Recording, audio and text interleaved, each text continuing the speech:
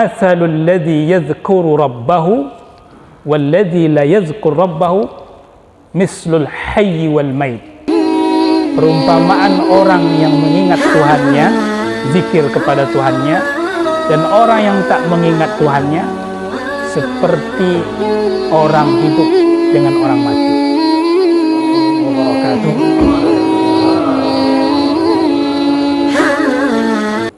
Alhamdulillahi rabbil alamin wal aqibatu lil muttaqin.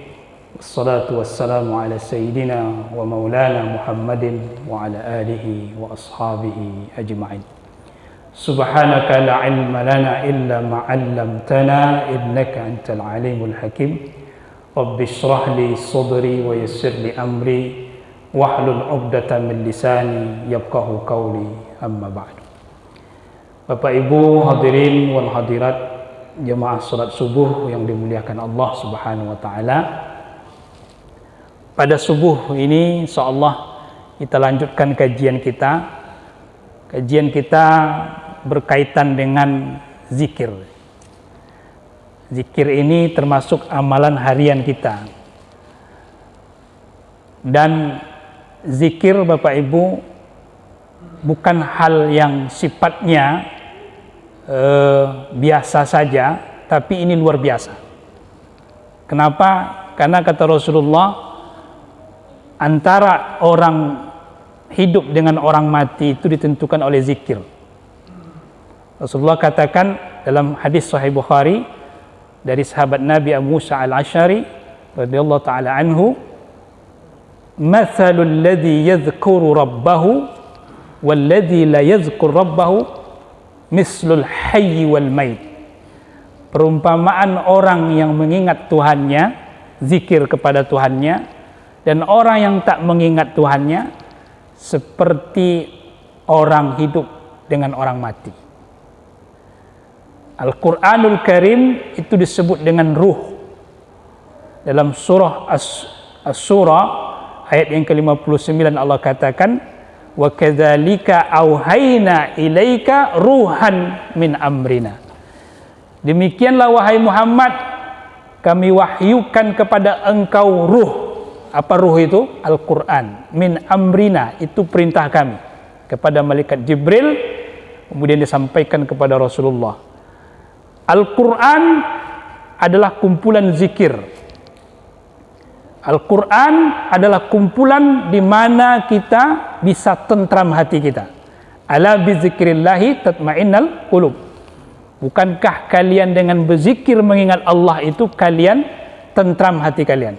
Maka orang yang membaca Al-Quran, orang yang senantiasa membaca Al-Quran, tilawah Al-Quran, apalagi mentadabburinya, hatinya pasti tenang. Jadi Bapak Ibu, untuk tenang hati itu bukan ke mall, bukan ke, intinya kalau ingin tenang hati itu ke masjid. Kemudian apa? Zikir. Apa lagi? Baca Al-Quran. Sahabat Nabi sama seperti kita Bapak Ibu. Sahabat Nabi itu kan manusia juga. Walaupun dekat dengan Nabi, ikut zikir dengan Nabi, ikut kajian bersama Nabi, tapi turun naik nggak iman mereka itu? Ada yang turun, ada yang naik, sama seperti kita. Jadi kata Rasulullah SAW suatu ketika, ayyukum yuhibbu an yagdua ilal bathan au ilal aqiq fayatiya minhu naqataini kumawaini. Ada nggak di antara kalian nih, kata Nabi, yang ia setiap pagi pergi ke pasar Bathan atau ke pasar Akik. Pasar Bathan itu pasar tempat jual beli onta. Fayatiya minhu naqataini kumawaini. Pergi ke pasar tersebut, bawa hasil dagang atau dapat hasil jual beli dengan onta kumawaini, 2 onta kumawaini. 2 onta yang gemuk-gemuk. Onta kumawaini namanya. Kalau dihargakan, dirupiahkan saat ini, onta kumawaini itu 1 onta itu harganya 500 juta. Jadi kalau 2 onta berapa? miliar. Setiap pagi, setiap hari kalian pergi ke pasar tersebut, mendapatkan uang hasil penjualan dan hasil dagangan itu dengan apa? 1 M setiap hari kali 30 hari berapa? 30 M. Ada gaji kita 30 M hari ini? Hah? Ada yang dapat duit 1 M setiap hari? Ada nggak? Ada. Ada mungkin dengan cara menipu ya.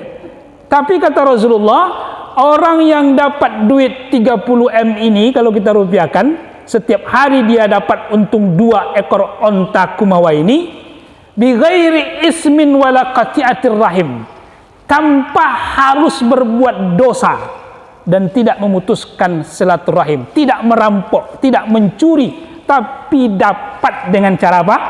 Legal. Dengan cara apa? Sah. Mau nggak Bapak Ibu itu? Dapat duit 1 M setiap hari legal, sah. Mau nggak? Mau kan? Sama jawabannya dengan yang dijawab oleh para sahabat Nabi. Wa qalu nuhibbu zalika ya Rasulullah. Kami mau itu ya Rasulullah. Siapa yang tak mau? Tak dosa, halal cara dapatnya, 1 M setiap hari, 2 ekor onta kumawa ini. Semua sahabat pengen, termasuk kita. Normal atau tidak Bapak Ibu? Normal. Kita bergaji 6 juta sebulan saja udah bangga kita kan. Ini 1 M Bapak Ibu, 1 hari kan. Satu ekor onta itu harganya 500 juta. Gemuk onta. Onta itu yang kita tahu kan kurus-kurus. Di pasar Bathan itu banyak onta di kota Madinah itu waktu itu. Onta yang berkualitas itu dagingnya besar-besar itu di Bathan atau di Akik. Itu harganya sampai sekian kalau kita rupiahkan tadi. Semua orang menginginkan itu. Tapi apa kata Rasulullah sallallahu alaihi wasallam? Bukan menampik ya. Tapi ada yang terbaik dari itu. Apa yang terbaik itu?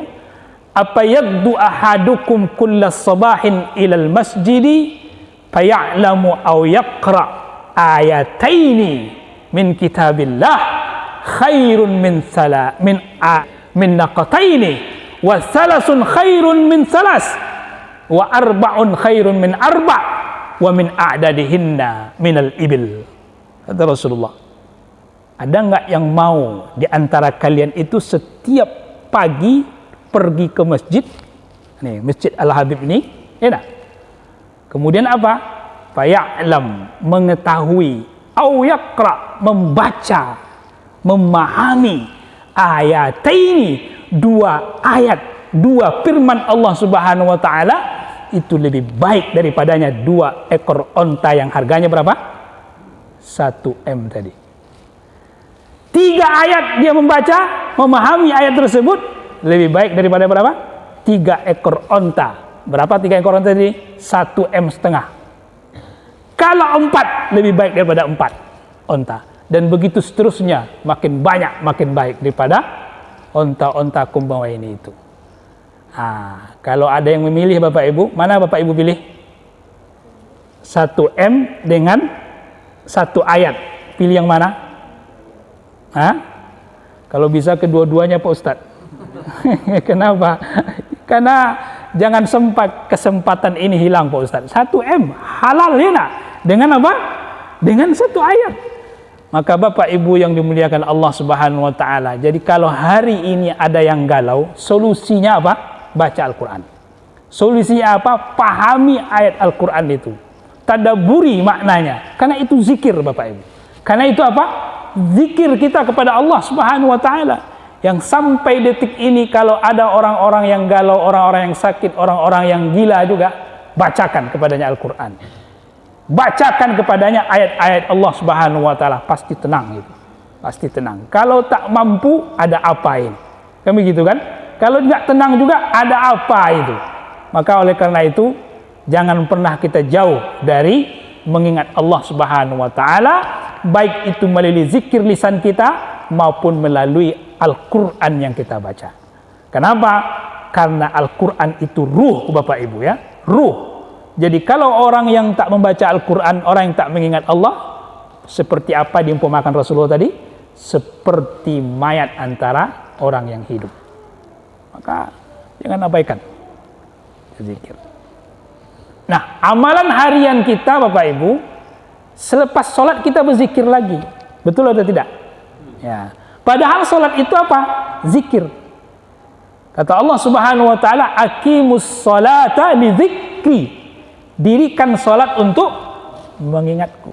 Tapi kenapa Bapak Ibu yang dimuliakan Allah, selepas sholat kita juga berzikir lagi?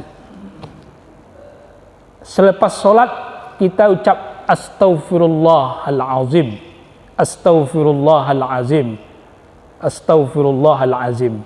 Ada juga yang menyambung astaghfirullahalazim allazi la ilaha illa huwal hayyul qayyum wa atubu ilaih.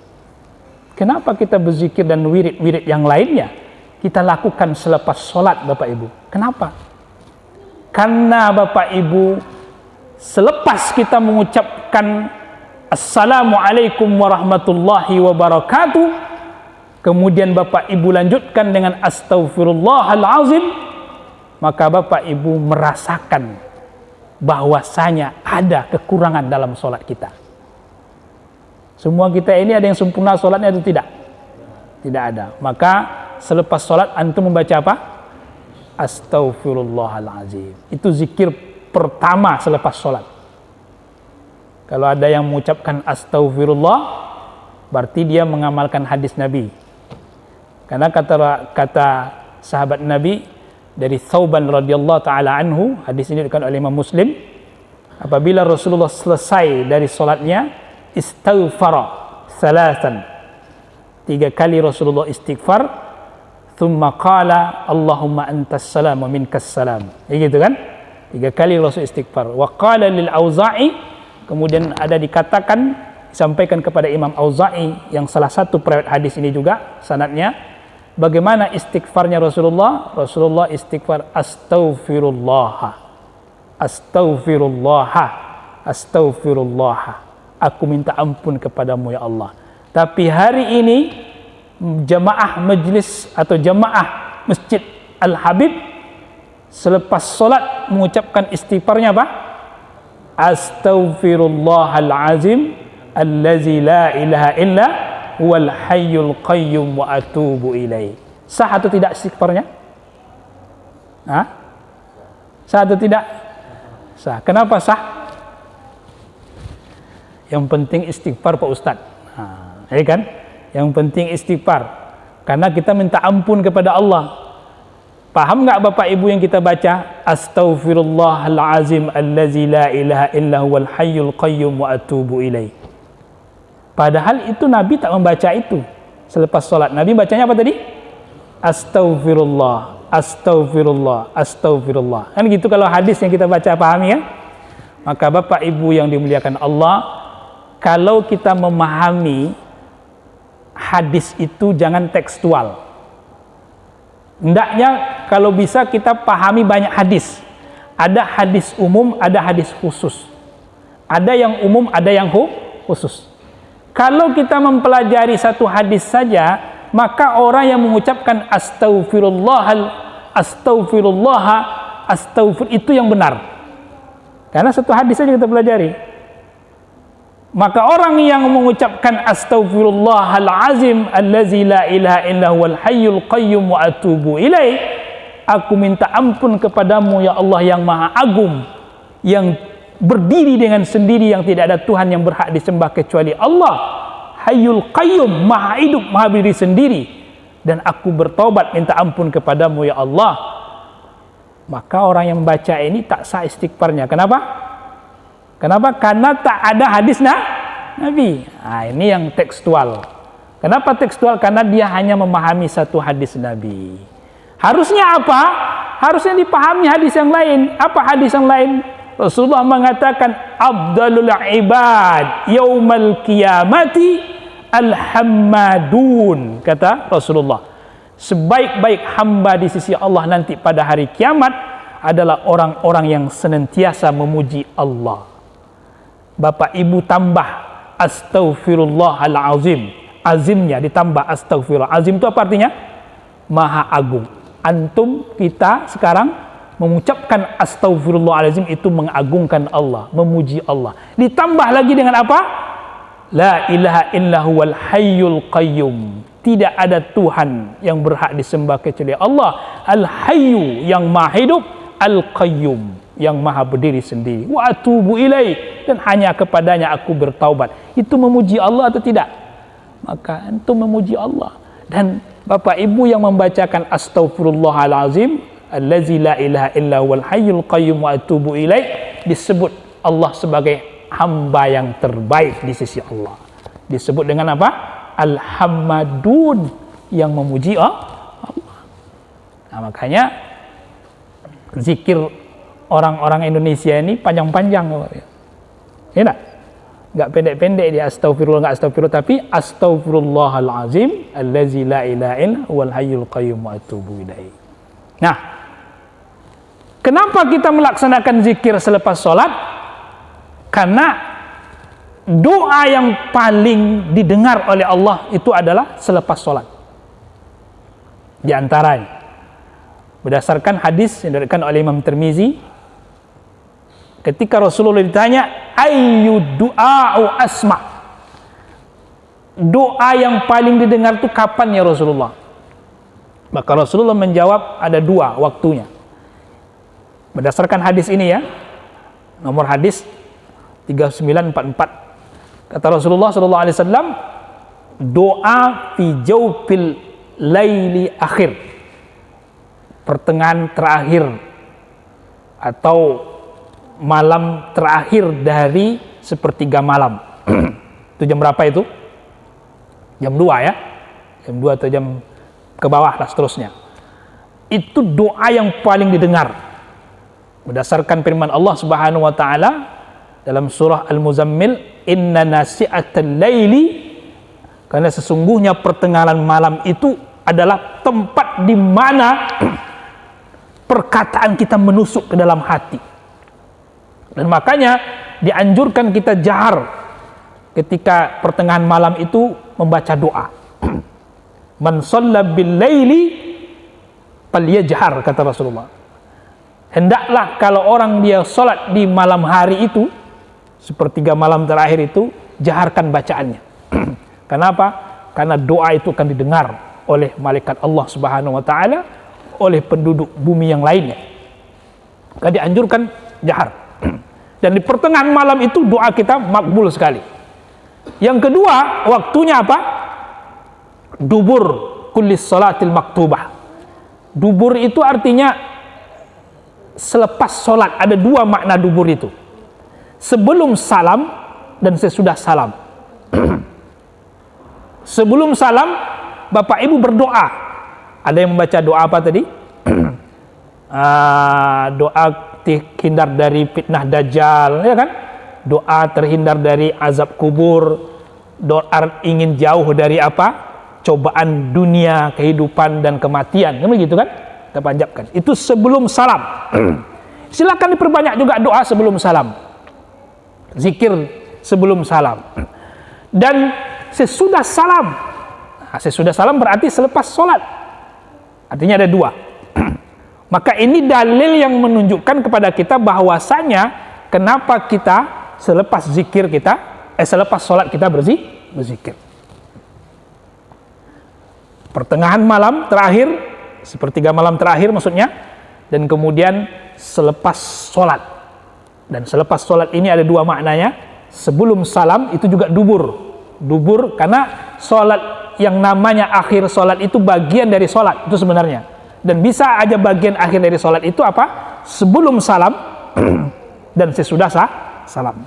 Maka orang yang memperbanyak zikir doa, apalagi dia sholat sendirian, maka Bapak Ibu yang dimuliakan Allah, itu doanya lebih asma, lebih dikabulkan. Makanya kenapa banyak di antara kita itu pas sujud terakhir itu juga memperbanyak doa di situ, ya kan? Banyak di antara kita sebenarnya kalau hadis Rasulullah itu umum saja sebenarnya. Aqrabu ma yakunul abdu baina rabbih, tempat di mana seorang hamba itu paling dekat dengan Rabb-nya, yaitu ketika sujud. Kita lebih memilih pada rakaat terakhir. ya kan? Sujudnya lama, begitu kan? Padahal sebenarnya sujud itu kapan saja, selagi kita sujud Bapak Ibu, perbanyak zikir, perbanyak doa di situ. Itu sebenarnya kalau kita mau. Tapi kebiasaan kita lakukan kapan? Di akhir. Ya sah saja, nggak apa. Itu bisa juga maknanya sebelum salam. Dan seperti yang kita sampaikan tadi, selepas salam Bapak Ibu berzikir. Nah, apakah berzikir berjamaah ini Bapak Ibu ada dalilnya? Nah, kan kita ini selalu permasalahan kita ini kan dalil dan dalil.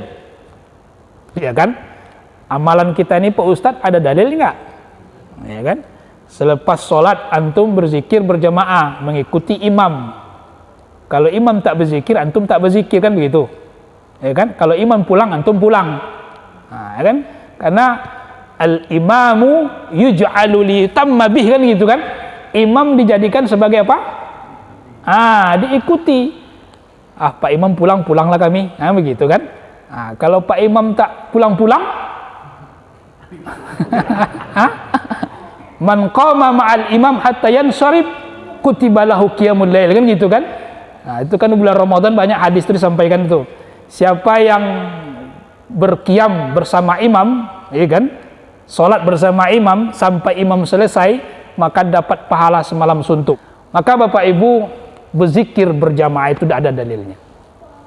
Ini diriwayatkan oleh Imam Muslim nomor hadis 2700 dalam kitab sahihnya, kitab yang berkaitan dengan bab kitabul istighfar wa taubah wa doa, kitab tentang istighfar, bertobat dan doa. Bab khususnya tilawatil Quran ma'al jamaah, membaca Al-Quran berjamaah.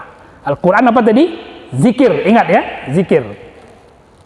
Dari sahabat Nabi Abu Sa'id Al-Khudri dan Abu Hurairah radhiyallahu taala anhuma, kata mereka berdua, kunna syahidna, kami menyaksikan langsung Rasulullah sallallahu alaihi wasallam mengatakan, ma min qaumin yazkurunallah illa ghasyahumur rahma wa haffathumul malaika wa nazalat alaihimus sakinah wa zakarallahu biman indah. Kata Abu Hurairah dan Abu Sa'id Al-Khudri, tidak satupun kaum itu berarti banyak atau sendirian? Banyak, berarti kita ini nih, banyak ini. Yazkurunallah, mereka ingat kepada Allah, mereka berzikir kepada Allah, melainkan humul malaikah, malaikat mengelilingi mereka. Ini malaikat sedang mengelilingi Bapak Ibu ini. Enak. Wa ghasyiyamur rahmah, rahmat menyelimuti mereka, rahmat Allah, dan turun kepada mereka ketenangan, dan Allah mengangkat memuji mereka. Itu yang kita dapati berzikir habis sholat. Maka Bapak Ibu yang dimuliakan Allah, jika ada orang selepas sholat tak berzikir, itu namanya apa? Pelit. Apa lagi? Sombong. Kenapa sombong? Berarti hebat, kan begitu kan? Dia tak butuh rahmat Allah lagi. Dia tak butuh apa? Ketenangan. Dia tak butuh malaikat Allah. Maka orang yang selepas sholat dia tetap di masjid sampai imam selesai berjamaah, masuk hadis tadi dalilnya. Yazkurunallah, mereka bersama-sama ingat kepada Allah Subhanahu wa taala. Karena Bapak Ibu, yang dilakukan oleh kita selepas sholat itu subhanallah walhamdulillah, itu kan, Allahu akbar. Belum lagi antum mengucapkan Allahumma inna ala zikrika wa syukrika husna ibadatik. Belum lagi Bapak Ibu ucapkan yang lain doanya, Allahumma ajirna minan nar, Allahumma antas salam, la ilaha illallah wahdahu la syarikalah. Bahkan disambung dengan membaca ayat kursi, membaca ayat terakhir dari surah Al-Baqarah, disambung dengan surah Al-Imran potongan yang pertamanya, disambung lagi dengan membaca qul huwallah, qul a'udzu birabbil falaq, qul a'udzu birabbin nas, begitu kan, dan lain-lainnya. Itu baik atau tidak? Baik.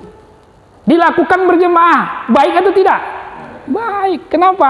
Karena di antara orang-orang yang membaca tersebut ternyata ada orang yang memang dimakbulkan oleh Allah doanya, zikirnya. Maka Bapak Ibu, selagi kita bisa berjamaah berzikir. Memang betul Bapak Ibu ya, ada zikir sendiri, betul. Zikir sendiri kita tak menafikan ya. Kata Rasulullah sallallahu alaihi wasallam, sabaqal mufarridun, beruntunglah orang-orang yang mufarridun. Mufarrid itu artinya apa? Orang-orang yang selalu menyendiri dengan mengingat Allah Subhanahu wa taala, dan ia mengucapkan subhanallah walhamdulillah wallahu akbar la haula wala quwata illa billah. Itu betul. Tapi Bapak Ibu yang dimuliakan Allah, ada kondisi tempat di mana kita berjamaah, berzikir berjamaah. Itu jangan sampai hilang momen itu. Kenapa? Karena kita termasuk hamba-hamba Allah yang Allah katakan ghasyiyahumur rahmah, yang mereka itu diliputi rahmat dan turun malaikat yang akan mengelilingi mereka, dan ketenangan serta Allah angkat nama mereka di sisi malaikatnya berbulan berjamaah. Itu nggak masalah ya, nggak masalah. Jadi ini dalilnya kalau Bapak Ibu berjamaah berzikir. Kemudian muncul mungkin pertanyaan di antara kita, bagaimana kalau berzikirnya jahar, kan gitu kan? Nah, kan selepas sholat kita berzikirnya jahar, bersama-sama lagi jahar lagi kan? Nah, jahar itu apa artinya? Keras, Bapak Ibu ya, keras berzikirnya. Ada nggak dalilnya? Ada dalilnya. Dalilnya banyak Bapak Ibu yang dimuliakan Allah. Di antaranya kami sebutkan ini dalam kitab Al-Hawi Lil Fatawi yang ditulis oleh Imam Jalaluddin As-Suyuti dalam bab mengenai tentang fadilah zikir secara jahar. Beliau mengatakan,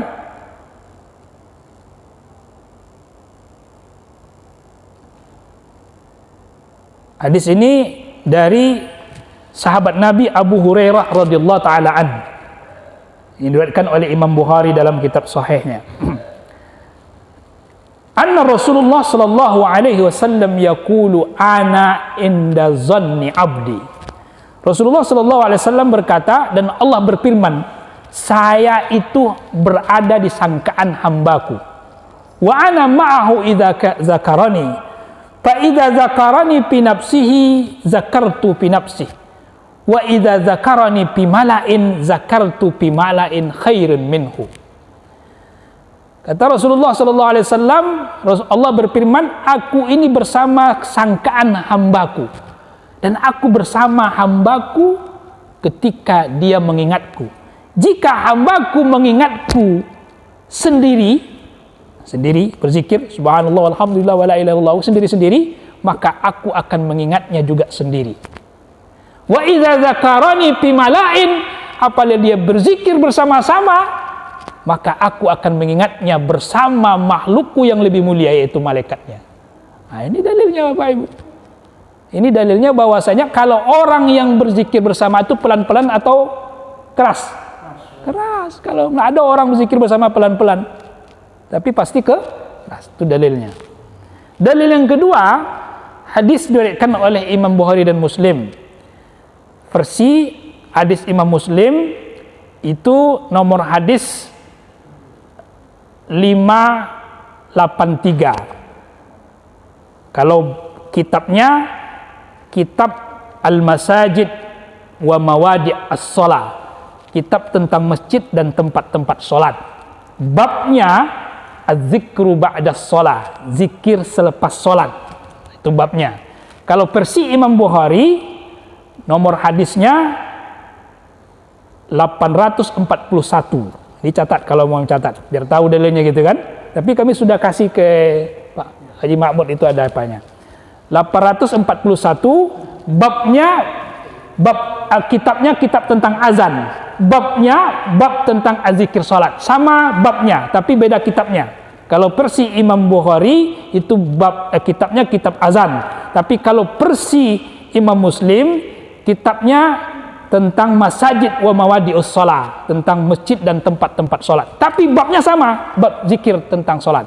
Itu az-zikru ba'da shalah, zikir setelah salat.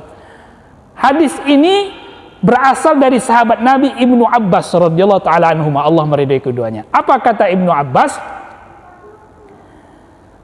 anna rab'at sauti hina yansarifun nas minal maktuba kana ala ahdi Rasulillah sallallahu alaihi wasallam.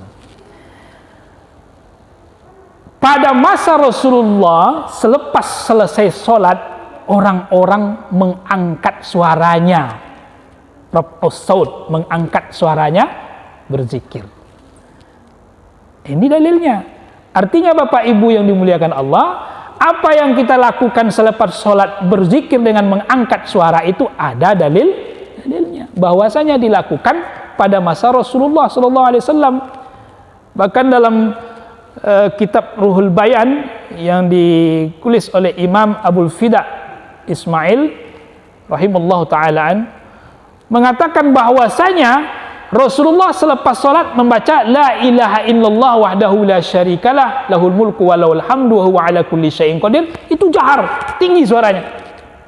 Jadi diangkat suara. Tak apa-apa mengangkat suara. Jadi intinya Bapak Ibu yang menjaharkan zikir ada dalilnya.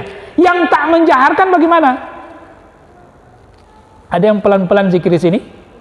Ada. Kan kita tidak menafikan kan orang yang pelan-pelan. Subhanallah, subhanallah. Mulutnya saja bergerak-gerak tapi tak terdengar suaranya. Boleh atau tidak, Pak?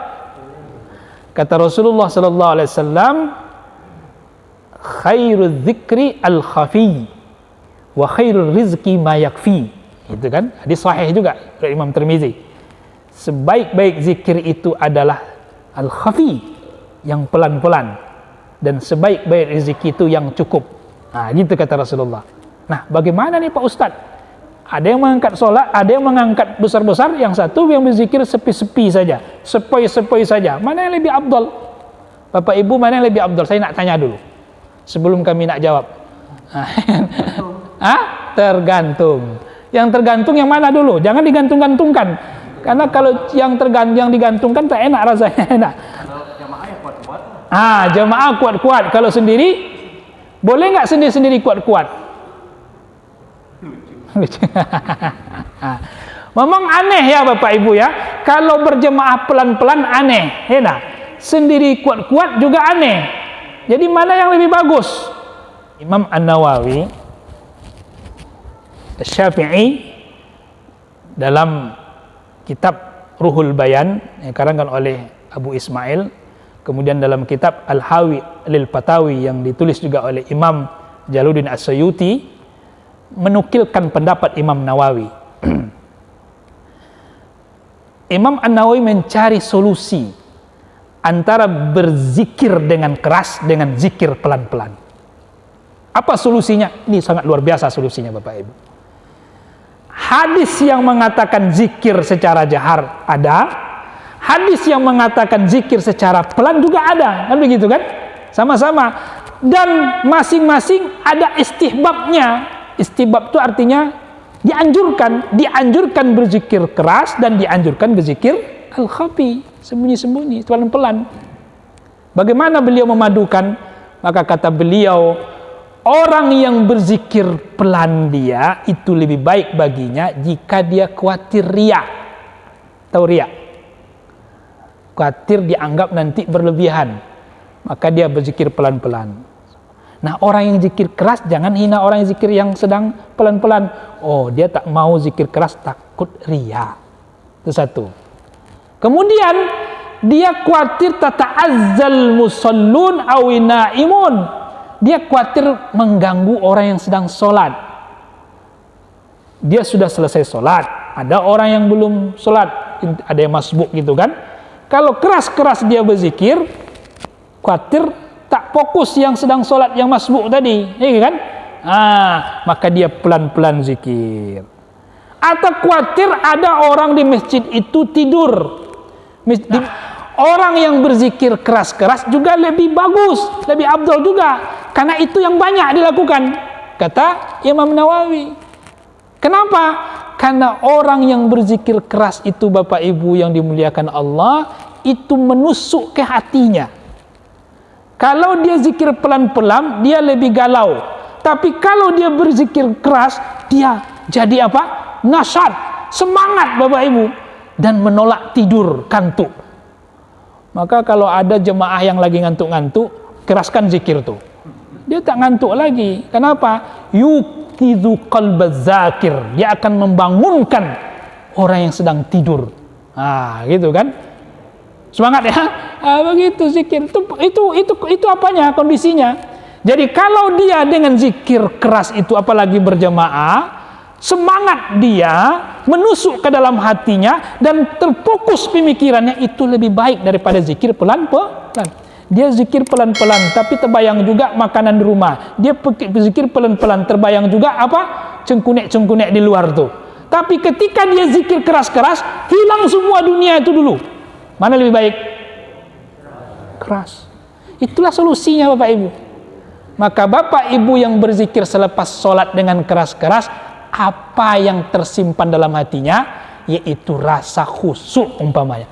Lanjutkan.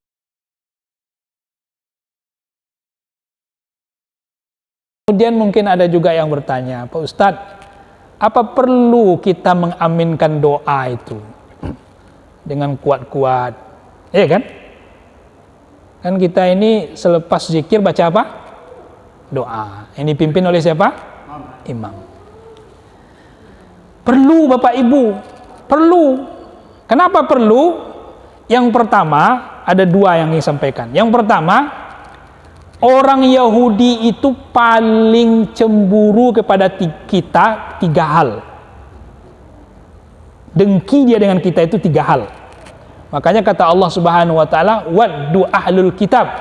Ahlul kitab itu Yahudi Nasara itu paling benci sama kita, bukan benci, dengki, terutama orang Yahudi. Hasadan min anfusihim, karena ada kedengkian dalam diri mereka itu. Apa kedengkian itu? Itulah kata Rasulullah, innal yahuda qaumun sa'amu dinahum. Orang Yahudi itu kata Rasulullah, orang yang muak dengan agama mereka. Sudah muak dengan agamanya sendiri. Bayangkan Yahudi itu. Wa yahsudun, dan mereka dengki, dan mereka tidaklah dengki kepada kita kecuali tiga. Apa yang tiga itu? Yang pertama, dia dengki kepada kita dalam menjawab salam. Maka kalau ada orang yang menjawab salam, itu orang Yahudi paling dengki. Assalamualaikum, jawabnya apa? Waalaikumsalam warahmatullahi wabarakatuh. Karena salam orang Yahudi bukan itu. Assalamu alaika, racun dan celaka bagimu. Rasulullah jawabnya apa? Waalaikum, engkau juga celaka. Diucapkan salam sama Rasulullah. Assalamu alaika. Sayyidah Aisyah membalasnya, bal assalamu alaika wa la'natuhu wa ghadabuh. Bahkan celaka bagimu, laknat dan marahnya Allah untukmu. Itulah power emak-emak itu. Kedua, kedengkian orang Yahudi itu iqamatis shalah. Sufuf. Kita rapat sop kita. Itu paling dengki itu orang Yahudi itu. Begitu dengkinya orang ini. Nah, yang ketiga dengkinya orang Yahudi itu kata Rasulullah, at-ta'mim ba'dal maktubah, yaitu bersama-sama mengucapkan amin. Itu dengki dia itu. Makanya Rasulullah SAW mengatakan dalam hadis yang diriwayatkan oleh Imam Tabrani dari kitab Mujam Al-Awsat dari sahabat Nabi Al-Habib bin Masalamah Al-Fihri, wa kana mujabad da'wah, dan sahabat Nabi yang bernama Habib bin Masalamah Al-Fihri ini termasuk sahabat Nabi yang dia itu diijabah doanya, dan dia termasuk pemimpin perang. Jadi ketika sami'tu Rasulullah yaqulu ma min qaumin yajtami'u yazkurunallah fayad'u ba'duhum wa yu'minu ba'duhum illa istajaballahu du'ahum. Kata beliau, aku mendengar Rasulullah mengatakan, tak satu pun kaum yang berkumpul dia, kemudian sebagian di antara mereka itu berdoa dan sebagian lagi yang mengaminkan, maka Allah akan kabuli doanya. Maka Bapak Ibu yang dimuliakan Allah Subhanahu wa taala, ini targhib kepada kita. Ini motivasi kepada kita bahwasanya selepas kita berzikir bersama-sama, kemudian imam berdoa, itu jangan tinggal, jangan kabur dulu. Baca doa, ikuti imam bersama. Karena di antara aminnya kita itu ada amin yang dikabulkan Allah Subhanahu wa taala. Itulah kenapa Bapak Ibu, ketika kita bersama-sama berjamaah salat, zikir berjamaah, kemudian ditutup dengan doa dan diaminkan bersama-sama. Itu ada dalilnya. Semua. Bagaimana Bapak Ibu dirahmati Allah, kita menambah doa, zikir yang tidak maksurat. Yang tidak maksurat itu artinya tidak berasal dari Nabi SAW dan tidak kita jumpai di dalam Al-Quran, begitu kan?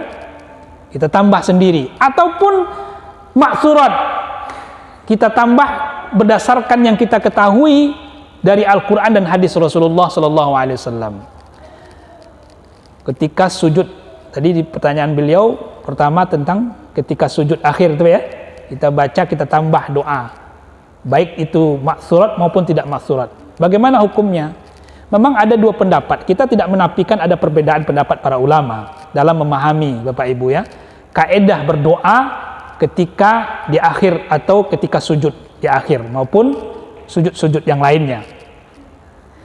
Kenapa? Karena cara pandang mereka terhadap hadis Rasulullah yang umum.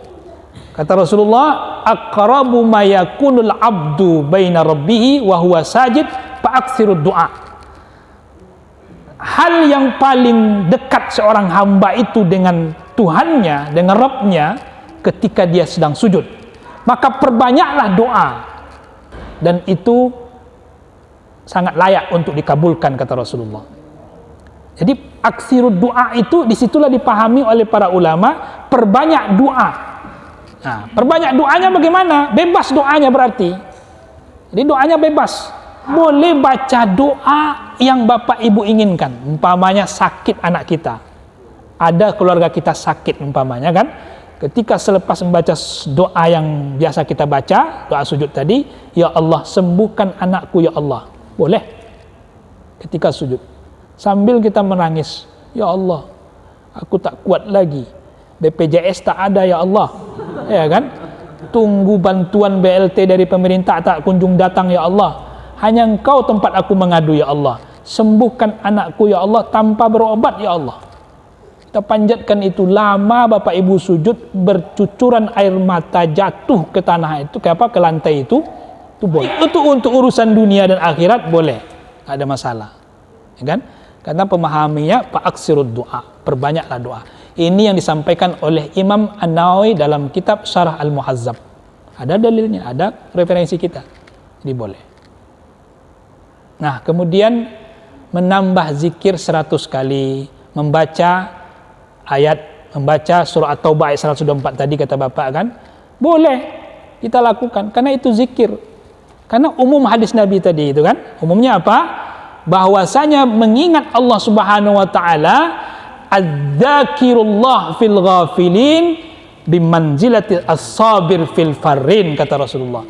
Orang yang mengingat Allah dan itu mengantarkan hatinya untuk khusyuk dan menjadi pribadi yang baik, itu lebih baik di sisi Allah daripada orang yang lalai, dan posisinya, derajatnya di sisi Allah sama seperti orang yang bersabar di dalam medan perang dibandingkan dengan orang yang takut dalam perang dan lari.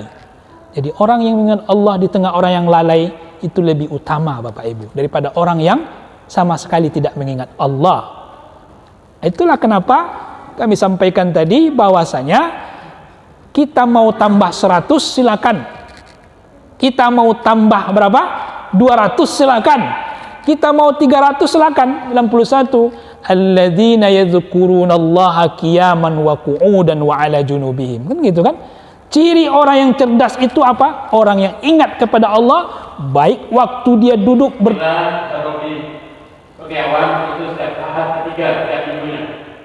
Jadi Bapak Ibu sekalian, pastikan diri kita hadir bersama-sama setiap ahad minggu ketiga bersama guru kita dan Pekiawan. Insyaallah.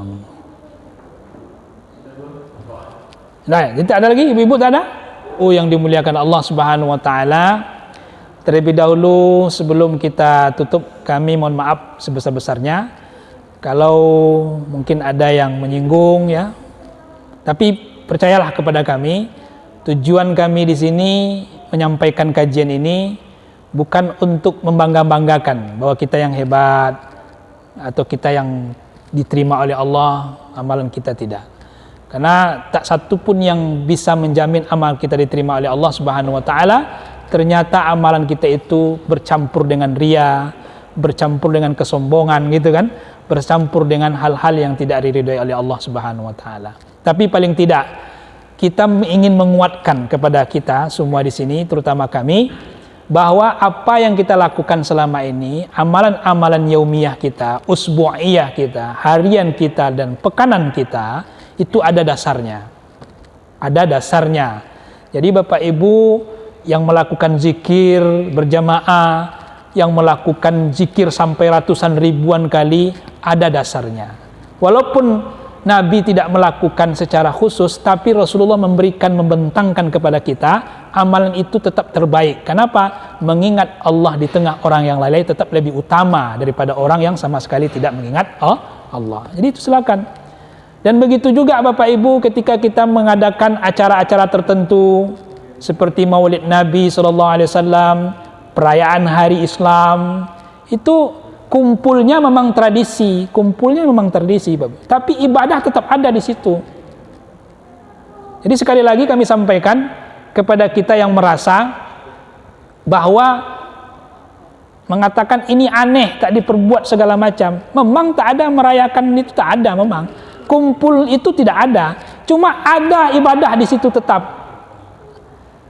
Rasulullah SAW, ini kami sampaikan sedikit saja, karena sebentar lagi kita maulid ya nak. Nah, itu maulid biar semangat untuk maulidnya gitu kan. Rasulullah SAW ketika datang ke kota Madinah, itu kan Rasulullah melihat orang Yahudi itu puasa 10 Muharram. Namanya puasa apa? Asyura. Kemudian Rasulullah bertanya, kenapa kalian puasa 10 Muharram tuh? Maka orang Yahudi itu jawab, kami puasa itu karena syukur kami kepada Allah. Atas apa? Selamatnya Nabi Musa dan kaum Nabi Musa waktu itu dari kejaran Fir'aun. Kan begitu kan? Jadi orang Yahudi puasa 10 Muharram karena syukur. Dan kemudian Rasulullah mengatakan, aku dan kaum muslimin yang lain yang layak untuk berpuasa daripada kalian. Yang layak dengan Nabi Musa itu kami ini. Maka Rasulullah menyuruh sahabat dan kaum muslimin orang beriman untuk menyelisihi orang Yahudi berpuasa. Orang Yahudi puasa 10 Muharram, maka Rasulullah menyuruh, yaitu tanggal 9, 10 dan 11 kalau bisa, untuk menyelisih orang Yahudi. Kami yang layak. Apa yang bisa kita pahami dari hadis ini? Yaitu adanya faedah bahwasanya kita diperbolehkan untuk merayakan sesuatu karena syukur kita kepada Allah. Apa contohnya? Lahirnya Nabi Muhammad SAW ke muka bumi ini, itu syukur kita rayakan dengan apa? Maulidnya. Itu boleh. Itu ibadah Bapak Ibu. Kenapa ibadah? Malam lahirnya Rasulullah itu lebih mulia daripada malam Lailatul Qadar. Percaya atau tidak? Kenapa Bapak Ibu? Lebih mulia daripada malam nisfu Sa'ban. Terusnya Rasulullah itu penyebabnya kemuliaan. Kalau tak lahir Rasulullah ada nggak kemuliaan? Makanya itu malam 12 Rabiul Awal itu kita rayakan. Itu paham ya? Jadi makanya kata Imam An-Nawawi Al-Bantani dalam kitab Niyatuz Zain, beliau mengatakan malam lahirnya Rasulullah itu lebih mulia daripada malam Lailatul Qadar. Kenapa? Karena kehadiran Rasulullah itu membuat kemuliaan semua. Kalau Rasulullah tak lahir, tak ada yang mulia. Tak ada malam Lailatul Qadar itu. Tak ada syariat nih, kan begitu kan? Makanya itu kita rayakan. Maka Imam selepas sholat ini, semoga menjadi mau'izah hasanah bagi kita semua, terutama kami yang menyampaikan, dan mohon maaf dalam penyampaian. Dan mari Ar-Rahmanir-Rahim. Alhamdulillahi Rabbil Alamin. Wassalatu wassalamu ala asyrafil anbiya'i wal mursalin wa ala alihi wa sahbihi ajma'in. Allahumma ya Rahman irhamna innaka anta khairur rahimin. Allahumma ya Ghafur faghfir lana dhunubana wa liwalidayna warhamhuma kama rabbayana shighara. Allahumma ighfir lil muslimina wal muslimat wal mu'minina wal mu'minat al ahya'i minhum wal amwat. Allahumma arzuqna hubbaka وحب نبيك وحب من يحبك وحب عمل يقربنا إلى حبك يا رب العالمين. اللهم اجعل مجلسنا هذا مجلسا مرحوما واجعل تفرقنا بعده تفرقا مبروكا. Allahumma inna nas'aluka al-afwa wal afiyah.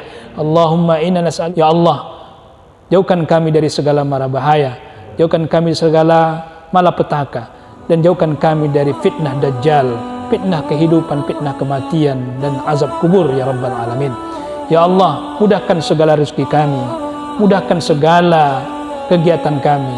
Jika rezeki kami ada di langit, ya Allah turunkan. Jika ada rezeki kami di bumi, maka keluarkan ya Allah. Dan jika rezeki kami itu sulit, mudahkan. Dan jika rezeki kami itu jauh, maka dekatkan. Dan jika rezeki kami itu ya Allah penuh dengan kekotoran, maka bersihkan ya rabbal alamin. Rabbana zalamna anfusana wa illam taghfir lana wa tarhamna lanakunanna minal khasirin. Allahumma adfa' 'anna al-ghala' wal bala' wal waba' wal fahsya' wal munkar wasiyuf al-mukhtalifa wasyada'ida wal mihan ma zahara minha wa ma batan min baladina Indonesia khassah wa min buldanil muslimin amma.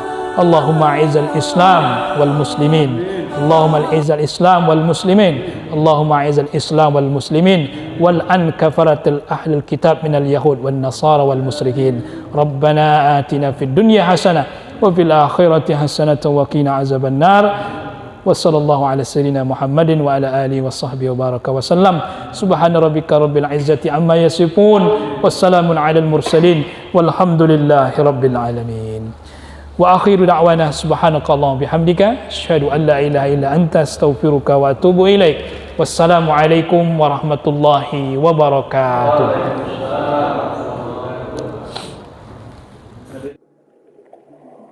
Mm-hmm.